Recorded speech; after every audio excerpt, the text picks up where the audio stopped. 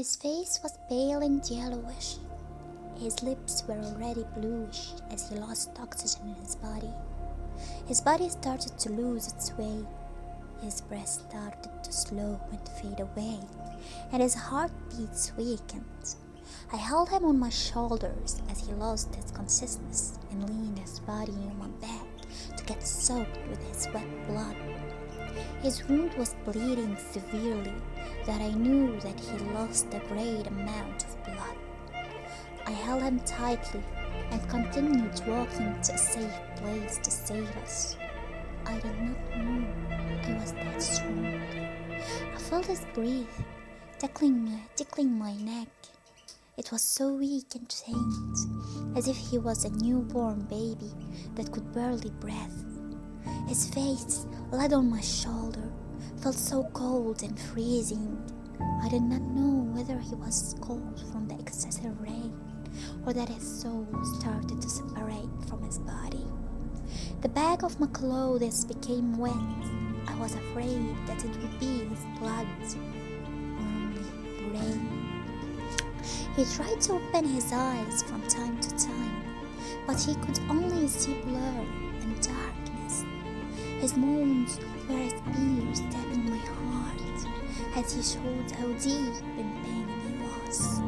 I tried to close my ears in order not to believe that he was suffering, but I only heard more of his cries. He started whispering some silent words that I could not seem to be able to hear. He knew that it was the end, and a single glimmering tear shone out of his eyes. He knew it was over. His strength was faded as he fought against the pain. So he had something that he needed to say and last word to send out into the world. He parted his lips, but could not find the right thing to say. He only sighed, moaned, cried, and gasped as he wanted to say his words. It's all. He whispered, listen to me. It's all. I want to see you. It's all. Theo, please do not talk anymore. I cried. Calm down. Calm down. We will reach a close hospital. Please, Theo, stay with me. It's all. I must see you. Once more, please. It's all. No, we cannot lose any seconds. You can see me soon, just after we. It's all. We cannot make it. Let me just see you, and then run away without me. I cannot do it, never. He threw his body from mine and silenced me no matter what I said. I did not feel to get off his body from mine, since he changed so light to red. I also knew that it was the end. I wanted to believe that he would survive. Just like every day. I believed that it was all and that I had to rescue. I wanted to remember something happened. The only thing I remembered was the fact that I hoped was reaching to him. So I leaned him on a tree trunk as the rain shot us with metallic bullets and listened to his words without interrupting him.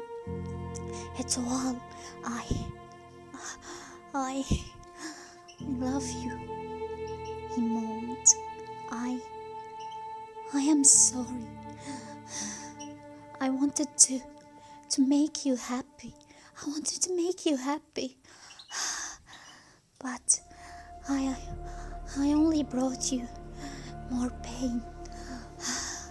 I am sorry. Now I want you to, I want to see you for the last time. But I can see nothing. I cannot see an angel's face, even on my death. I love you. He must have known what was coming. He must have known that he could not stop that inner fight, that he could not prevent his own death. It was not until later that I could realize exactly what that meant. For now, I just wanted to be with him. I looked then down at his body, carefully examining the flesh that was slowly being covered with blood.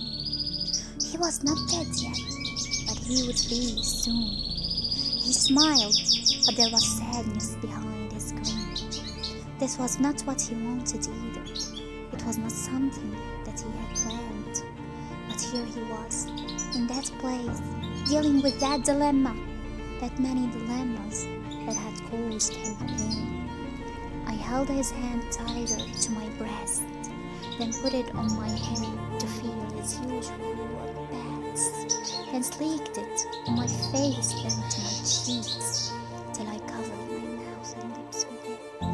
I then kissed his palm for several times, kissed it with my deep love and sorrow, and kissed it until my lips swelled and cried. I did not want so either. I approached his face, which was colorless and white, then gave him another kiss on his forehead, then his eyebrow, and his right cheek, and left cheek. He felt me and smiled. He knew that I loved him. Even after all of the troubles we faced, he knew that I loved him. Then I approached his lips, which were not echoes of the cherries that I kissed before, struck my cold lips on his ice faces, entered his mouth until his lips split, closed my eyes to dream and imagine a happy life, cried, and my tears matched with his blood, and sealed all my courage between my tears, and kissed him as if I was watching for